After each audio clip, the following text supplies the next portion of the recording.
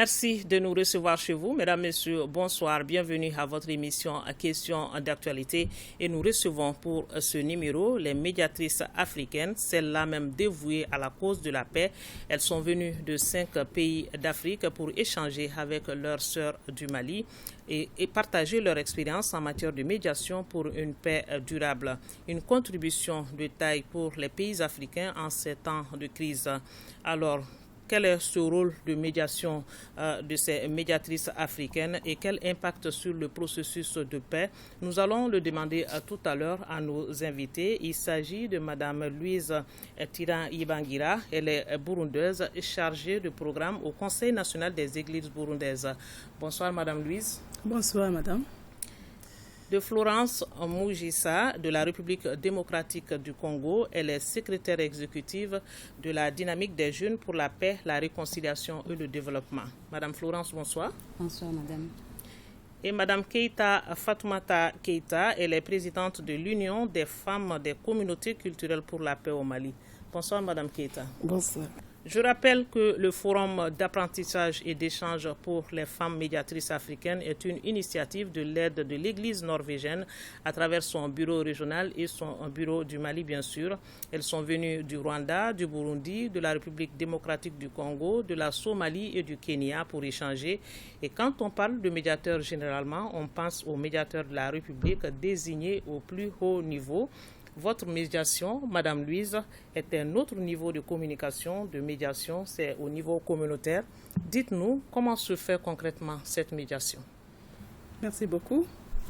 Donc, en résumé, je dirais que la médiation chez nous dans la communauté, ça se fait de cette manière. Bon, d'abord, il faut qu'il y ait un conflit qui s'est produit entre deux groupes. Ça peut être un conflit basé sur certaines des idées. On n'a pas les mêmes idées et maintenant ça s'escale et puis il y a des conflits, il y a des confrontations. Alors quand maintenant nous sommes sollicités pour aider ces gens à se comprendre, à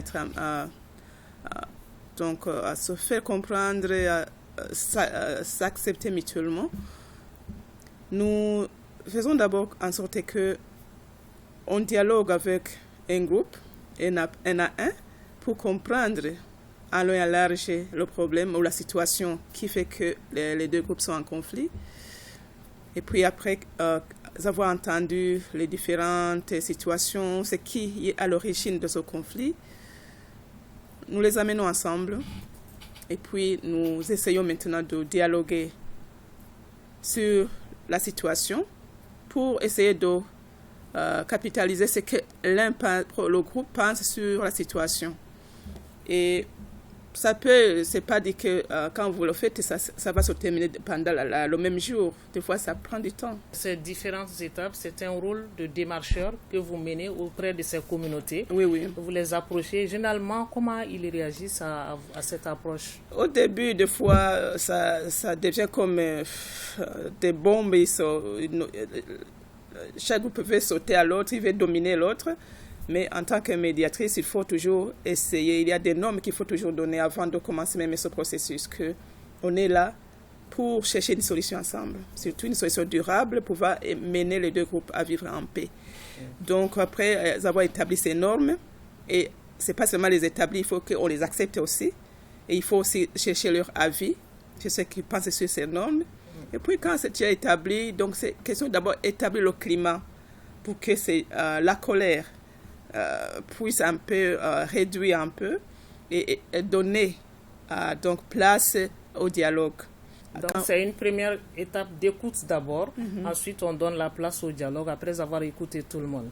Voilà, une première idée comprise. Madame Florence, du côté de la RDC, ce rôle se traduit concrètement par quoi? Nous pouvons dire que pour le compte de la RDC, ce rôle se traduit de génération en génération. Parce que vous êtes sans ignorer que les conflits ont perduré dans ces coins du pays.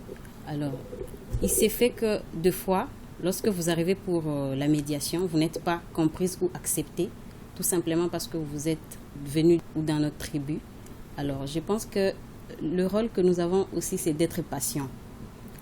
une fois que vous êtes recalé ou vous êtes refusé par une partie, vous devez d'abord prendre du recul et essayer de trouver tout autour de vous des gens qui peuvent vous venir en aide ou en appui pour que vous puissiez entamer encore le processus.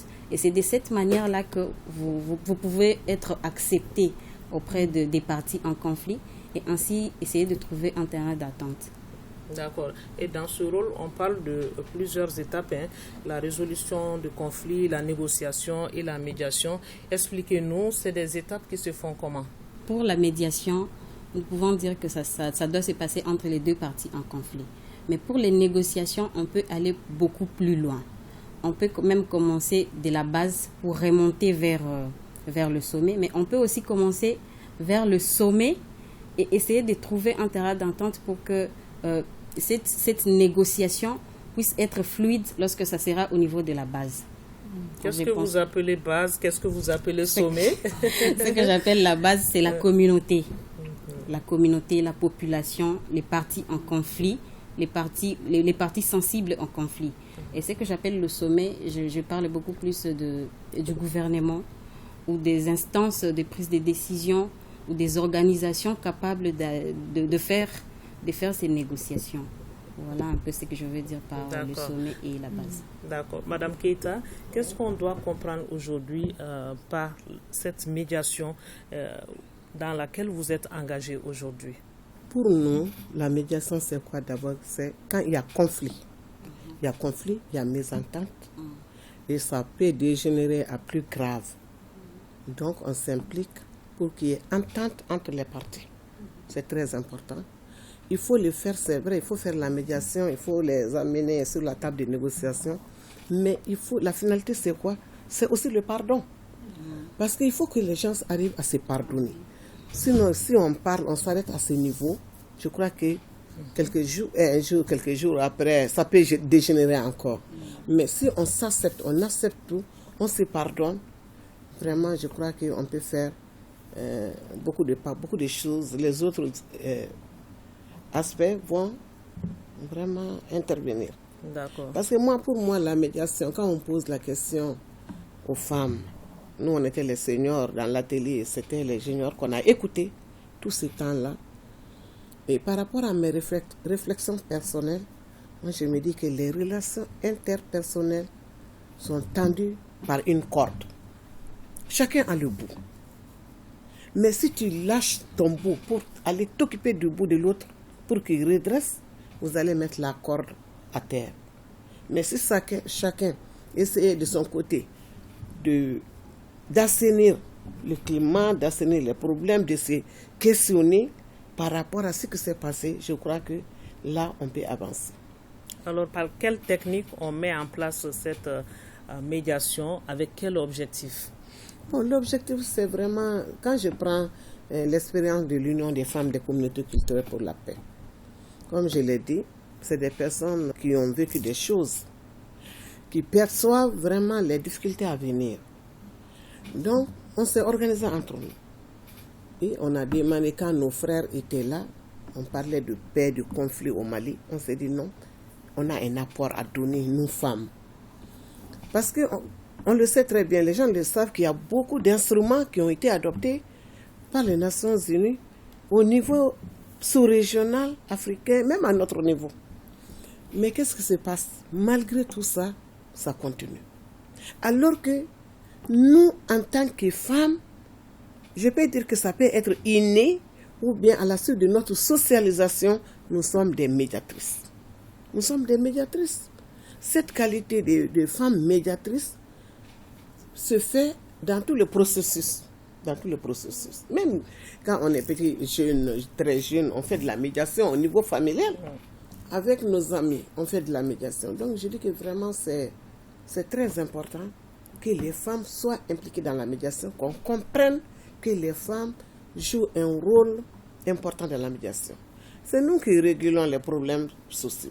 Est-ce que ce rôle a déjà commencé au Mali? Êtes-vous organisé en groupement de médiation pour faire face à tout ce qu'on vit en ces derniers temps? Oui, c'est ce que j'ai dit. J'ai dit il y a l'Union, mais il y a d'autres groupes de femmes qui font de la médiation. Et ça n'a pas commencé aujourd'hui. depuis la première rébellion, il y a des femmes qui se sont associées, qui sont même allées négocier les belligérants, qui se sont impliquées depuis. Et nous, à notre niveau, c'est vrai, on fait la médiation communautaire, mais nous sommes allés à un niveau supérieur. Nous avons approché les leaders religieux, les leaders politiques, administratifs, pour leur dire de s'entendre, de s'asseoir, de dialoguer, de se comprendre, vu les enjeux qui sont derrière tout ça. Ce qu'on voit, c'est comme si on avait une idée de ce qui allait advenir. Donc on s'est dit, voilà, vraiment, il est temps que vous vous asseyez, que vous vous compreniez. Ce n'est pas... Mais malheureusement, on a été confrontés à des problèmes, parce que qu'est-ce qu'on a constaté? C'est des problèmes de leadership, c'est des problèmes pécuniaires, c'est même des problèmes, je ne veux pas de l'autre. Il y a eu beaucoup de choses. Donc, ça fait un bloc. Mais tous n'avaient pas les mêmes objectifs. C'est là qu'on a trouvé la difficulté. Parce qu'il est difficile en ce moment de les faire revenir. Parce que chacun voit son objectif. Donc, il faut que j'arrive à mon objectif. Donc, les personnes ne peuvent pas être conciliantes. La guerre civile au Burundi, Madame Louise, elle est ethnique, elle est marquée par l'opposition de deux ethnies, les Hutus et les Tutsis. Est-ce que vous avez eu à démarcher dans ce sens? Qu'est-ce que vous avez fait dans ce conflit-là, particulièrement? Merci. En tant qu'individu, je n'ai pas participé à cela, mais quand même mes collègues, que je peux appeler les championnes, elles ont pu participer dans ces négociations. Oui, comme vous le dites, les conflits politiques, chez nous, des fois, ça avait un caractère ethnique. Mais apparemment, à l'analyse profonde, c'était l'exclusion qui était là. Oui. Bon, c'est toujours normal. Quand je suis au pouvoir, je dois exclure l'autre pour qu'il soit loin de moi. Mais c'était vraiment l'exclusion, sinon il n'y avait pas de partage. Et quand maintenant il y a eu la guerre de 1993 a vraiment éclaté, que vraiment a causé des dégâts sociaux, sans toutefois donner les détails, car ça a été la guerre la plus difficile au Burundi. Oui, quand maintenant l'OIE, la communauté internationale, a cherché le représentant de la Tanzanie, l'ex-président de la Tanzanie, Julius Nyerere, de venir donc aider le Burundi à la recherche de la paix, il y a quand même eu de ces entretiens. Bien sûr, pendant ce temps, au début, les femmes n'étaient pas incluses, elles n'étaient pas écoutées, alors qu'elles étaient des victimes de la guerre civile. Mais comme les femmes avaient déjà compris, quand même, il y avait des leaders, des championnes qui avaient déjà compris la situation et qui voyaient l'exclusion de la femme aussi, la place de la femme, qui avaient même su ces instruments qui leur donnent la place dans tout. Quand même, ils ont été vraiment actifs dans cette situation et ils ont cherché comment, par tout moyen, aussi participer dans ces négociations. Bien sûr, ils ont cherché des gens qui pouvaient les assister financièrement. Ils se sont mobilisés localement. Ils ont trouvé des gens qui allaient les assister. Et puis, ils sont partis aussi à la négociation à Arusha. Bien sûr, au début, on n'a pas vraiment compris la présence des femmes. Mais il fallait forcer, sans toutefois forcer. Est-ce que cela a donné des résultats, à votre avis? Ça a donné des résultats parce que les recommandations qu'ils ont émises dans les différentes réunions, conférences des femmes qu'ils ont émises, leurs recommandations étaient incluses dans les accords d'Arusha. Mais il fallait aussi suivre la mise en application de ces accords. Et je pense qu'aujourd'hui, nous nous réjouissons car la femme burundaise, au moins, elle est quelque part à un certain niveau. Bien qu'il faut toujours presser et mobiliser d'autres femmes, surtout le monde rural, pour qu'elles aussi elles comprennent, surtout quand on parle de ces instruments qui nous donnent la sûreté, la voix, la femme rurale ne comprend pas. Donc, il faut toujours aller vers elles et puis leur expliquer, et même ils comprennent, elles voient cette souffrance d'exclusion, de violence, et donc comment ils sont matés par la communauté. Il faut dialoguer à tout moment. Oui, il faut dialoguer à tout le moment. Et leur donner espace, expression, pour qu'elles s'expriment, mais aussi qu'ils participent aussi. Car la construction du pays et le développement, ça doit être pour tout le monde. Ouais. Alors, Florence, l'histoire de la République démocratique du Congo, je ne vous apprends pas, elle est marquée aussi par un conflit armé qui se déroule sur le territoire de la RDC, ex-Zaïre, de 1998 jusqu'à 2002, avec une fin formelle le 30 juin 2003, si je ne me trompe pas. Alors aujourd'hui, la paix se construit progressivement. Et quel est votre rôle dans cette quête de paix? Bien que vous soyez junior, hein? Je rappelle, en tant que médiatrice. Mon rôle en tant que jeune, c'est que j'essaye de conscientiser les jeunes qui sont comme moi à prôner la paix, à chercher la cohésion sociale. Parce que c'est seulement comme ça que nous pouvons voir la fin de la guerre, effectivement.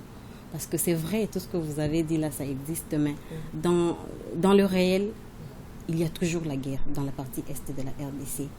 Et même s'il y a la guerre, nous ne pouvons pas nous lasser à aller chercher cette paix. Alors nous ne pouvons que chercher cette paix tout en conscientisant les jeunes à ne pas s'entretuer entre eux, à ne pas être des objets ou des objets de manipulation par les hommes politiques ou les hommes forts, mais qu'ils puissent plutôt constituer leur force pour qu'ensemble nous pouvons trouver une voie de sortie qui amènerait la paix effective, parce que nous, en tant que jeunes, nous pouvons le faire si seulement nous nous tenons la main et que nous comprenons que cette paix-là dépend effectivement de nous en tant que jeunes. Et que diriez-vous aux Maliennes? Le Mali vit une crise multidimensionnelle depuis 2012. C'est vrai que ce n'est pas le même cas qu'en RDC.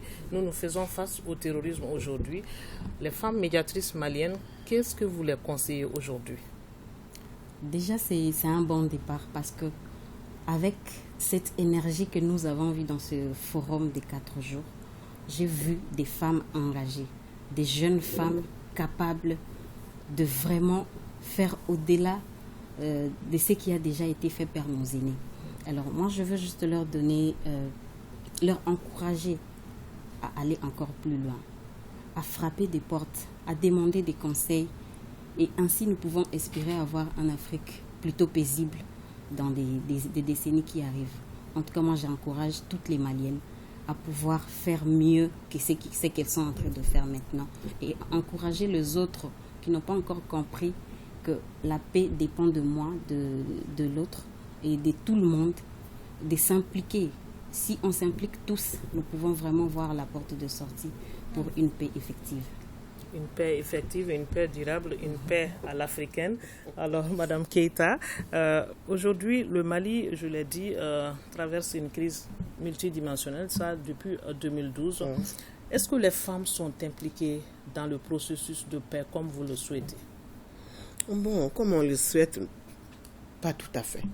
Parce qu'il y a une culture qui est là. On dit que les femmes sont à la base, au niveau communautaire, c'est elles qui sont les piliers, c'est elles qui régulent les populations, qui entretiennent la cohésion sociale. Mais une fois que ça dégénère, si ça atteint un certain niveau, les hommes ont tendance à croire que c'est eux qui doivent gérer les conflits. Et pour eux, c'est l'occasion d'exprimer leur suprématie en tant que mâle. On dit que les femmes sont faibles, les femmes ne peuvent pas. On ne tient pas compte de ce dont elles sont capables. C'est pourquoi nous, on a dit qu'on va... C'est vrai, il y a les résolutions, il y a tous ces textes-là, ces instruments juridiques. Mais on a nos valeurs endogènes. Et c'est avec ces valeurs, c'est pourquoi on a dit communauté culturelle. On a des armes sur le plan culturel. Donc c'est ce qu'on doit ajouter. Et en les mettant ensemble, on peut y arriver. Parce qu'on est là toujours à attendre les résolutions des Nations Unies. Voilà ce qu'on a dit. L'Union africaine a dit ça. Mais nous disons non. Nous avons réglé nos problèmes avant ces textes-là. Les femmes ne connaissent pas ces textes. Les femmes en milieu rural ne connaissent pas ces textes-là. Mais quand même, on vivait vraiment dans l'harmonie, dans la paix, dans l'union. Mais donc, quand il y a eu ce problème au niveau du Mali, comme les femmes, je crois qu'il y a eu une prise de conscience à notre niveau. On ne faisait que pleurer.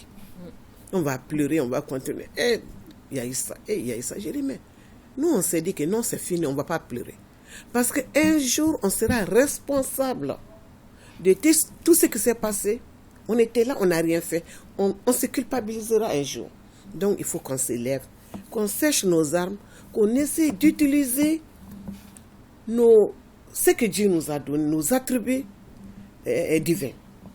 Quand tu es femme, une femme, tu es épouse, bon, mais tu es mère, tu es fille, tu es sœur, tu es tante, tu es grand-mère. Donc, quand on prend chaque individu, en tout cas ces rôles qui nous ont été conférés par Dieu, il nous a donné aussi les moyens de le faire. On voit des femmes qui se réjouissent du fait que, de l'exploit de leur mari, parce qu'on leur amène un butin. Non, ces femmes doivent penser à l'enfant d'autrui qu'on est en train de massacrer. Elles peuvent sensibiliser leur mari. Essayer de chercher à adoucir leur cœur, à les sensibiliser. Bon, quand on prend les jeunes, c'est vrai qu'il y a eu vraiment cette résolution à l'endroit des jeunes. On a beaucoup appris avec ces jeunes-là. Mais c'est eux qu'on entraîne dans le terrorisme. C'est eux qu'on amène à la révolte. Sans aucun discernement, ils sont là, ils se suivent, ils sont dans la foule, et l'effet de foule les entraîne, on ne raisonne pas. Mais depuis qu'il y a eu ces textes-là, je crois qu'ils ont compris, ils se responsabilisent davantage, parce que c'est leur avenir qui en dépend. Si vous ne vous levez pas, vous vous laissez entraîner, et ça perdure, il y a des pertes, et qui meurent, ce sont nos enfants, les jeunes, qui sont en train de mourir. Je crois qu'il y a eu un déclic chez les jeunes.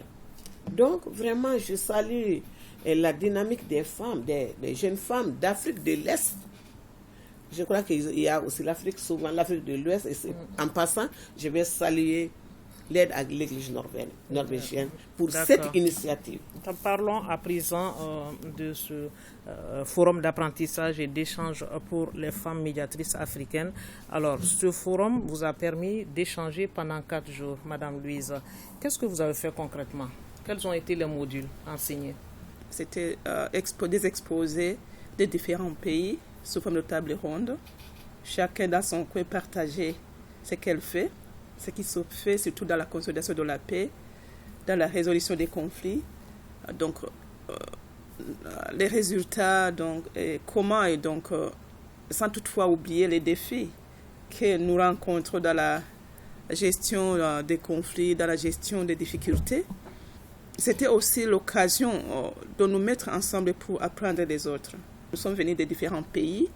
Alors, il faut que chacun partage de son côté, la situation de son côté, comment les choses se règlent et comment ça se fait et les résultats que nous voyons. Et comme ça, donc, il y avait des apprentissages mutuels, des nouveaux éléments. Des fois, quand on est chez soi, on se dit qu'on est maître, mais quand on est avec l'autre, tu découvres d'autres choses que tu n'as pas vues. Sûrement. Ah ouais. Alors, qu'est-ce que vous avez partagé comme expérience? Je me tourne vers Madame Florence. Quelle est cette expérience que vous avez pu partager en tant que junior avec les seniors sur place et sur quoi concrètement en matière de paix? Je peux d'abord dire qu'on apprend chaque jour et j'ai beaucoup appris des l'une des autres. Alors, l'expérience que moi j'ai dû partager et ce qui marche effectivement dans mon pays pour l'instant et ce que nous avons déjà fait, j'ai parlé de la création de l'Académie des femmes. Nous, en tant que femmes du Sud Kivu, à l'est de la RDC, nous avons créé l'Académie des femmes qui regroupe les femmes de toute la partie est de la RDC. Je peux citer le Nord Kivu, le Sud Kivu, l'Ituri et le Maniema. Nous nous regroupons 1 à 2 fois l'an. Et là, nous essayons de nous asseoir, en tout cas comme sur une table, pour que chacune, venue de son coin, amène les problèmes qu'il y a dans son milieu. Et ensemble, on essaye d'y réfléchir et on essaye aussi de faire des plaidoyers pour voir comment est-ce que nous pouvons résoudre le problème ensemble. Parce que lorsque nous résolvons le problème ensemble, on est plus attendu que lorsque vous vous mettez seul et que vous allez vers. Moi, je pense que cette manière de faire ont déjà commencé à booster parce que les responsables, les dirigeants ont commencé à comprendre que les femmes constituent une force. Et si il ne nous écoute pas et qu'il ne nous donne pas le plateau ou les endroits pour qu'on leur exprime effectivement ce que les femmes vivent dans nos milieux, il y aurait vraiment une bombe à retardement. Et dans ces forums-là, il n'y a pas seulement des jeunes femmes, mais il y a aussi des aînés. Et on apprend beaucoup des aînés parce qu'à chaque fois, on nous parle de leurs expériences en tant que femmes médiatrices, en tant que femmes au foyer, en tant que femmes dans la vie quotidienne. Donc nous prenons vraiment... Est-ce que vous avez eu quelque chose en matière d'expérience à amener dans votre sac que vous allez utiliser en RDC? Oui, j'ai beaucoup appris de nos tatas qui étaient avec nous comme nos aînés. Et ce que j'ai beaucoup compris, c'est que nous, en tant que femmes, nous constituons une force. On peut avoir les diplômes, les études, on peut avoir de l'argent, mais ce que nous avons en tant que femmes, ce que nous sommes nés avec en tant que femmes, constitue déjà une grande force. Ce qui fait que c'est que nous disons, nous, en tant que femmes, est écouté beaucoup plus que lorsque vous mettez vos diplômes et autre chose, vous le mettez au devant, mais exprimez ce qui vient de l'intérieur de vous en tant que femme, et là, vous êtes comprise. Ah, d'accord. Alors, le Mali recevait Madame Keita, et en même temps, le Mali donnait aussi. C'était des échanges entre seniors et juniors sur la paix. Qu'est-ce que vous avez fait pendant ces 4 jours-là en termes d'échanges sur la paix et la réconciliation? Il y avait beaucoup de panélistes. Il y a eu beaucoup de panels. Il y en a qui n'étaient pas participants, mais qui étaient panélistes, sont venus expliquer leur expérience. Il y avait même des hommes. Je retiens par exemple l'intervention d'un imam. D'un imam par rapport à l'implication, la participation des femmes dans le processus de paix. Les atouts que les femmes ont. Mais ma préoccupation, c'était quoi? Parce qu'on avait parlé, en introduisant, on avait parlé du statut de la femme.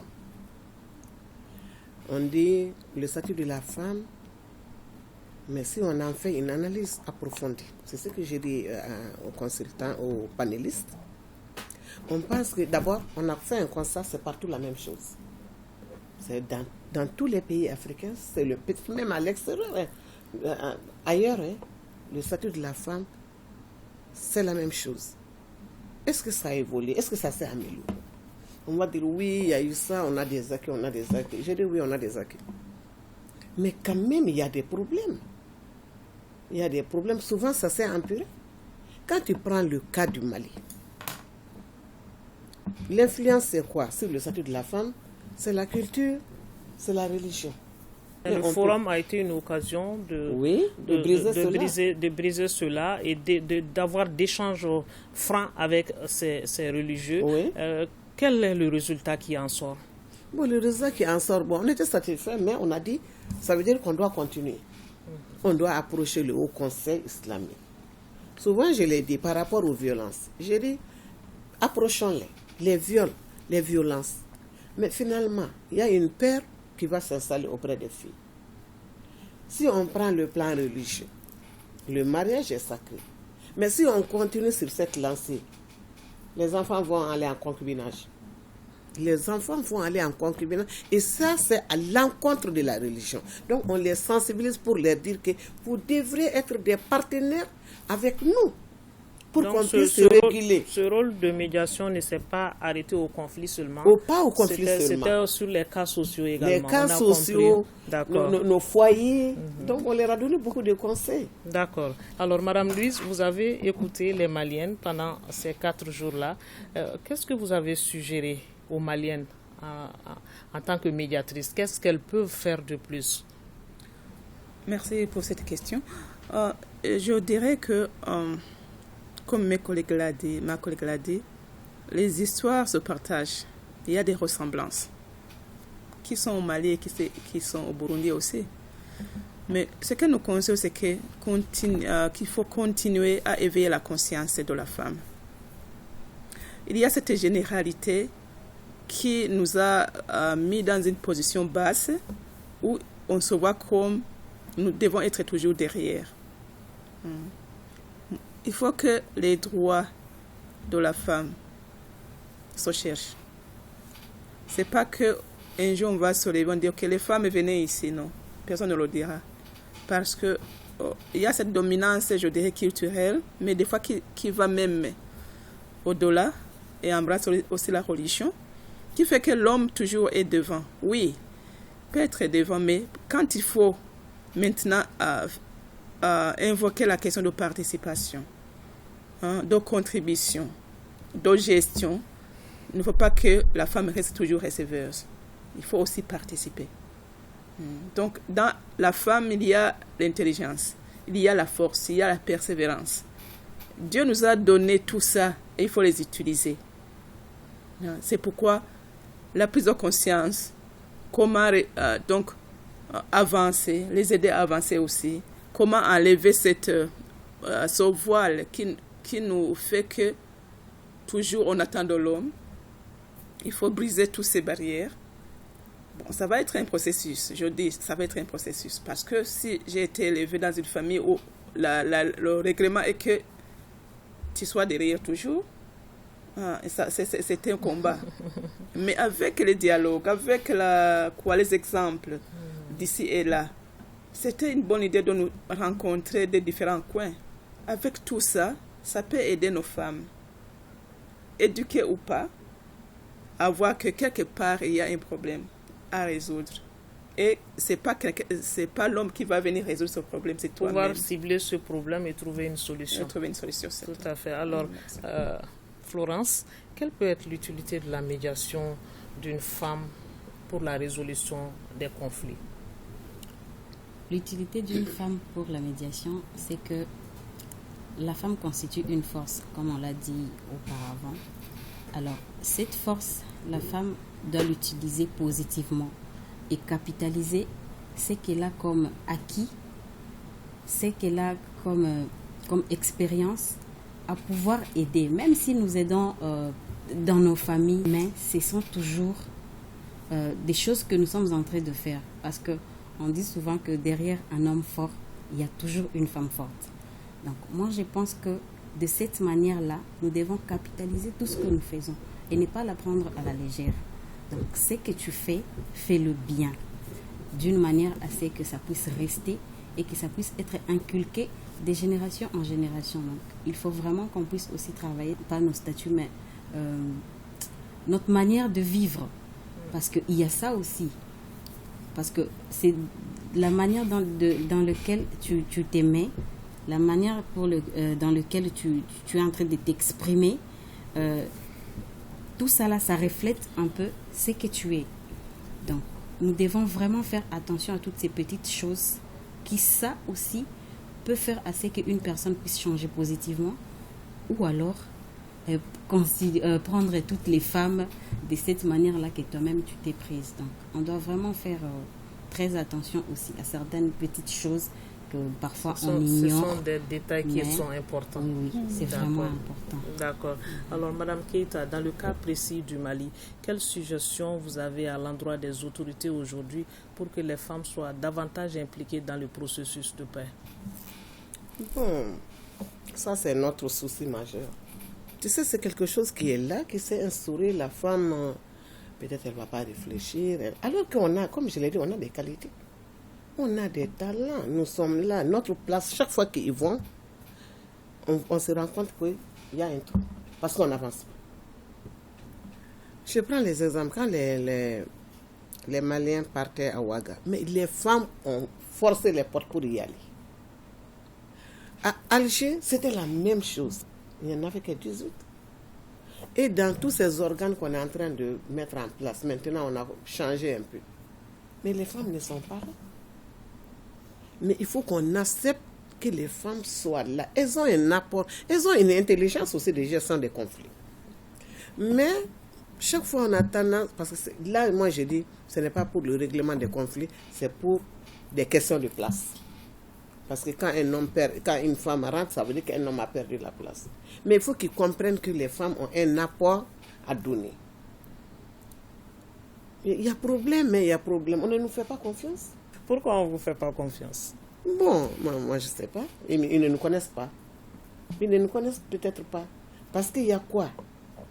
On le sait, on leur a rappelé tout le long de l'atelier. Ah, les vieilles là, allez, tassez-vous. Ah, c'est vous qui avez fait ça. Sans chercher à comprendre. Il y a ce problème-là. On nous a minimisé. Il faut, ce que moi j'ai dit, je le dis tout le temps, il faut qu'on ouvre la porte. Qu'on nous ouvre la porte. On a des demandes d'audience, on a des propositions, mais on n'est pas écouté. Mais aussi, c'est les femmes aussi. Est-ce que ces propositions sont arrivées au bon endroit? Au très bon endroit. Nous, on est au niveau communautaire, mais au niveau supérieur, on l'a dit. Parce que, par exemple, aux hommes politiques, on a commencé à les démarcher. Nous travaillons pour la stabilisation du pays. On ne peut rien faire tant que le pays ne se stabilise pas. La pacification du pays, la cohésion sociale, la bonne gouvernance, l'autonomisation qui rentre dans cette bonne gouvernance. Nous, ce sont nos axes d'intervention. On leur a dit, il faut que vous compreniez, nous avons cheminé ensemble. Intellectuels vous êtes. Nous aussi, parmi nous, il y a des femmes intellectuelles qui ont leur expérience au niveau national, sous-régional et international. Il faut qu'on le comprenne. Valable pour la médiation. On va progresser. Alors, en tout cas, on dit que le nombre élevé des conflits et leur impact sur les femmes et les enfants ont été à la base des appels et des efforts de plaidoyer pour assurer la protection et la prévention des violences faites aux femmes en temps de guerre. Ces efforts ont porté leurs fruits, dit-on. Le forum, il faut le rappeler, s'est fixé des objectifs. On va parler de ces objectifs maintenant. D'abord, quel est cet agenda pour le Mali dont on parle pendant le forum? Madame Louise ou Florence? On va parler de la résolution 1325, alors allez-y. Oui. Moi, je peux dire que cette résolution est arrivée au bon moment. Au moment où les femmes ont commencé à comprendre qu'ils doivent agir. Alors, cet agenda-là est là juste pour nous booster, pour qu'on essaye de comprendre quel est notre rôle dans la résolution des conflits et dans le maintien de la paix au niveau de nos pays. Alors, c'est pourquoi je demanderais vraiment aux femmes que nous puissions avoir le sens de lire, qu'on puisse prendre vraiment le temps de bien lire les textes pour que lorsque nous allons pour affronter les dirigeants ou les autres personnes, que nous puissions aussi être capables de nous défendre et ainsi nous pouvons espérer que les hommes vont vraiment nous ouvrir des portes et nous laisser des places pour qu'on essaye de nous exprimer. Moi, je pense vraiment que nous devons nous cultiver. D'accord. Alors, Madame Louise, elle l'a dit, l'objectif premier du forum était de transmettre des connaissances au réseau des femmes, filles sur les résolutions 1325 et 2250 et sur le plan d'action nationale 2019-2023. Qu'en est-il exactement? Qu'est-ce qu'on peut savoir de tout cela? Pendant le forum, de quoi vous avez parlé par rapport à cela? On a parlé de beaucoup de choses, mais quand même, on s'est fixé sur le rôle de la femme, la participation de la femme. Car si ces instruments sont là, nous savons que, bien qu'ils ne soient pas connus par toutes les femmes, et c'est une réalité, pas seulement peut-être au Mali, mais dans l'Est de l'Afrique, il y en a quand même qui ont eu cette chance d'être exposés à ces instruments et que la connaissance qu'ils ont reçue, qu'elle doit être transmise à la génération nouvelle maintenant, les jeunes filles, les jeunes mamans, pour qu'elles comprennent que quelque part, ils sont soutenus par des textes. Et ce qu'elles font, ça cadre avec les textes. Et maintenant, les aider à voir quelles sont les stratégies maintenant que nous pouvons utiliser pour être aussi actifs. On n'est pas un groupe passif, mais actif dans tout le processus du pays, dans la recherche de la paix, dans le développement, dans l'encadrement social, dans la cohésion sociale. Quel est le rôle de la femme? Et ne pas toujours penser que c'est l'homme toujours qui va commencer. Non. On est là, on a pensé à nous. Quand même, nous disons merci à ces organismes internationaux qui ont quand même vu que la femme, quelque part, est oubliée. Elle est toujours victime des violences, victime de tout. La culture s'impose sur elle. Les difficultés quand elle vient la première victime, et elle est toujours là. Donc, quand même, comme on a été sincère et qu'on a pu porter à notre connaissance et que quelque part, nous avons la force à faire, il faut agir aussi. Ouais. D'accord. Et l'autre objectif était d'appuyer les plans locaux de plaidoyer pour obtenir une plus grande participation, dit-on, des femmes aux mécanismes locaux de gestion des conflits. Qu'est-ce que le forum a fait dans ce sens? Bon, le forum, parce qu'on a eu une présentation sur le plan d'action de la 1325. On leur a demandé par rapport au financement, comment c'est financé ces plans d'action. Le Mali est à son 3e plan d'action. Le 2e a eu des difficultés parce que ça a coïncidé avec la pandémie du corona, donc les financements sont un peu timides. Donc, mais il faut descendre à la base. C'est prévu normalement. Normalement, si on se met au niveau central à élaborer un plan d'action, à faire la mise en œuvre à ce niveau, ça ne va pas. Ça ne va pas, on n'aura pas de résultats. Et ce qui est heureux aussi, il y a des participants qui sont venus des régions du Nord. Des jeunes dames très engagées qui travaillent avec les communautés. Mais le problème de financement, c'est ce qui se pose, qui les freine. Moi, je crois qu'après ce forum-là, on devrait y penser. Parce que de plus en plus, elles sont à la mode, les jeunes dames-là. Elles sont à la mode. Mais il faut qu'elles soient agressives. C'est ce qu'on leur a dit. Vous vous asseyez, on ne vous donnera rien. Mais il faut démontrer que vous savez le faire. Vous savez le faire. C'est des conseils qu'on leur a donnés. Surtout que, on parle de la 13-25. Mais à leur niveau, ça c'est vraiment les femmes. Mais le 22-50 qui concerne les jeunes. Il ne faut pas que les jeunes femmes s'asseyent. Parce que les jeunes hommes, là, ils vont rafler encore. Le 22-50 parle de quoi? C'est la même chose. C'est comme c'est le répondant de la 13-25. Avec ses 5 piliers aussi. Les piliers, c'est jeunesse, paix et sécurité. Bon, c'est la participation, la protection, la présentation, le partenariat, le désengagement et la réintégration. Ce sont les piliers.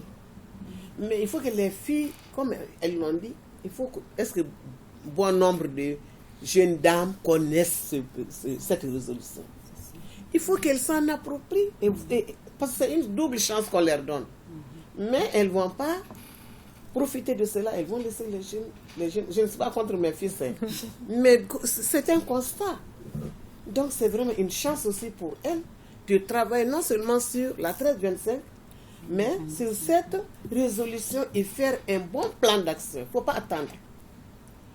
Il ne faut pas attendre qu'on vous appelle. Souvent, il faut vous asseoir avec vos sœurs. C'est des causeries, on n'a pas besoin de beaucoup de financement.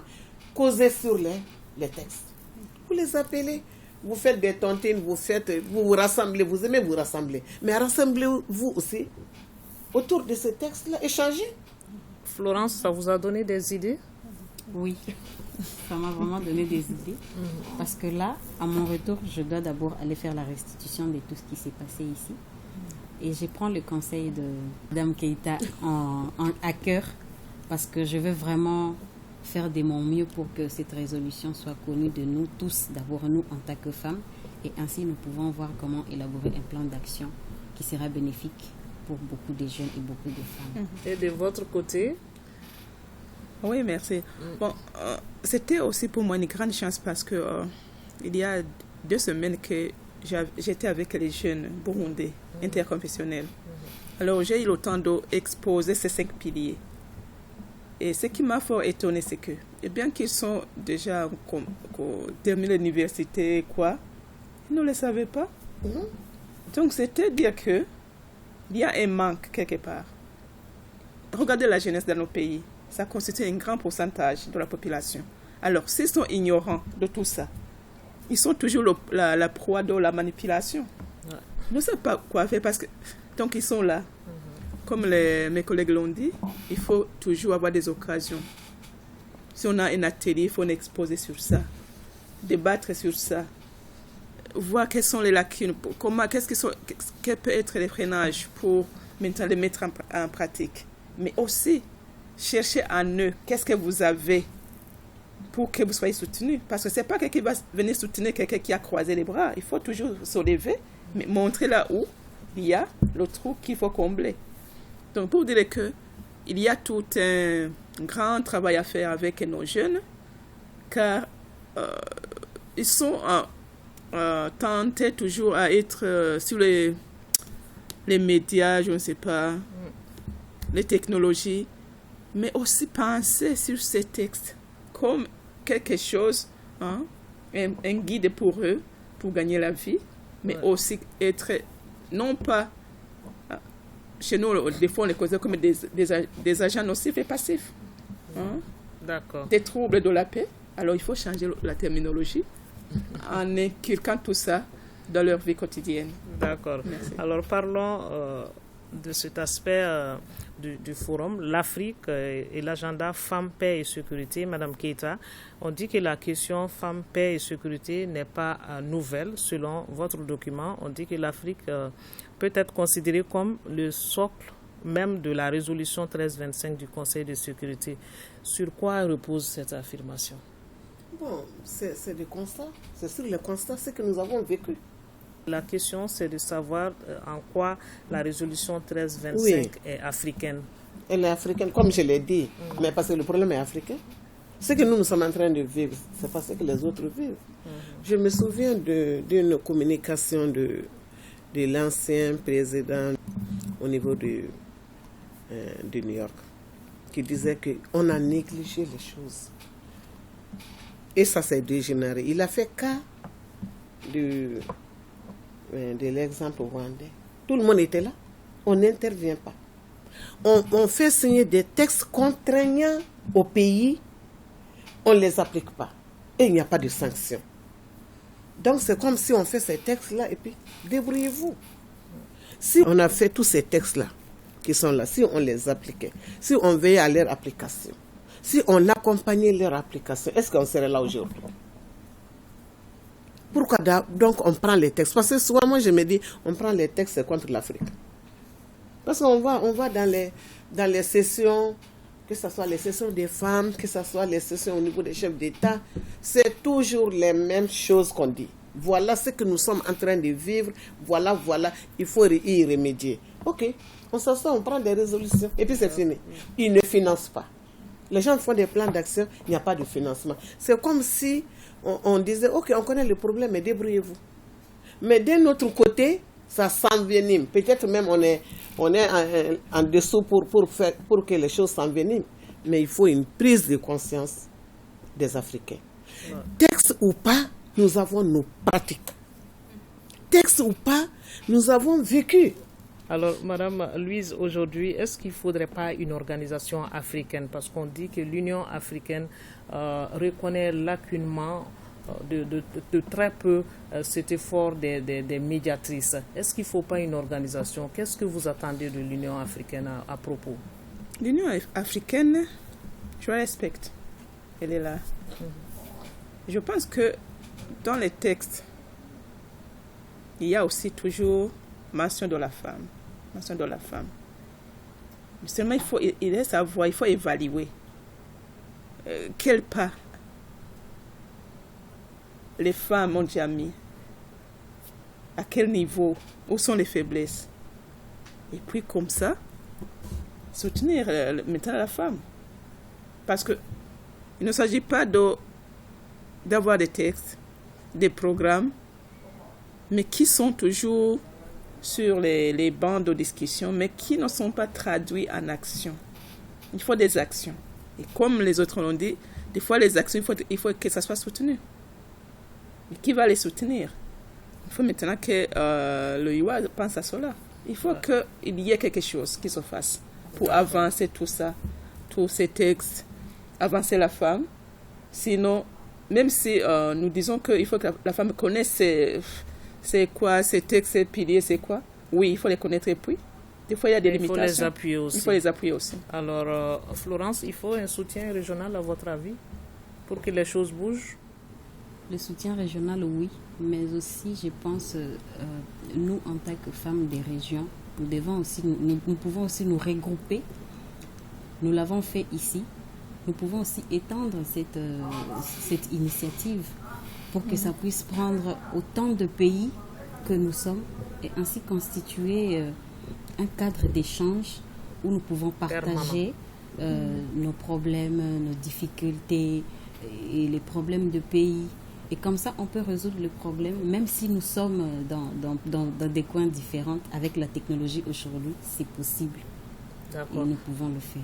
D'accord. On va faire un dernier tour de table sur les perspectives, les conclusions du forum. Alors, quelle sera la suite d'abord? Madame Louise. Donc, la suite avec cette rencontre entre les représentants de l'Est africain et du Mali, nous souhaitons que, si c'est possible, que ça continue. Parce que c'était juste un commencement, donc un petit commencement. Nous avons vu des lacunes, nous avons vu des forces. Il faut que ça continue. Il faut renforcer ça. Il faut que si l'Est est venu ici, il faut que aussi le Mali part à l'Est et voir ce qui se passe. Ouais. Donc s'entretenir avec d'autres femmes leaders, jeunes ou je ne sais pas. Mais que le dialogue soit maintenu. Et continue. Et comment vous quittez le Mali? Avec quel espoir? Nous quittons le Mali avec un espoir positif. Car déjà avec le plan d'action que nous avons mis ensemble, il faut que nous voyons qu'il y a toujours un espoir de continuer les dialogues entre nous. Donc ce processus d'apprentissage, le continuer, renforcer, même pouvoir l'étendre. D'accord. Ouais. Florence, le plan d'action parle de quoi? Le plan d'action parle du maintien de la paix et des processus de négociation pour toute l'Afrique. D'accord. Et comment vous partez du Mali? Optimiste pour la suite? Je pars du Mali très optimiste parce que j'ai rencontré des sœurs qui portent vraiment le problème de la paix à cœur. Et cette énergie-là, moi, je pense que nous pouvons la capitaliser et ainsi faire des grandes choses. C'est vraiment l'impression que je pars avec. D'accord. Contrairement à ce que j'avais en tête en venant au Mali. Qu'est-ce que vous aviez en tête? On avait peur, on se disait qu'il y a toujours la guerre, il y a des bombardements et tout. Mais en tout cas, je suis sortie. Je suis sortie convaincue que ce qui s'est dit, il faut le vivre d'abord. Et j'ai vécu avec les Maliennes les 2-3 jours. Pour moi, j'ai beaucoup gagné. J'ai gagné beaucoup plus des frères, des sœurs. Et je peux dire la culture qu'il y a ici, c'est un peu particulière. Dans mon pays, ça n'existe pas. D'accord. Merci. Oui. Merci pour ces mots. Alors, Madame Keita, pour boucler maintenant, est-ce qu'on peut dire aujourd'hui que ce forum a été utile pour le Mali?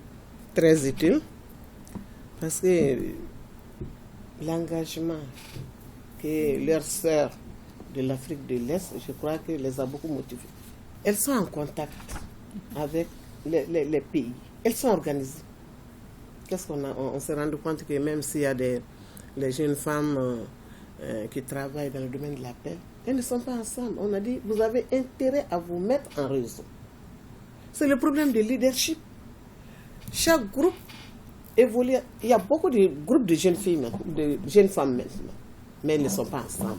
Et tant que vous n'êtes pas ensemble, vous ne serez pas efficace. Tant que vous n'êtes pas ensemble, vous n'aurez pas une oreille d'écoute. Il ne faut pas être à l'image de vos mamans. Parce que c'est ça le problème.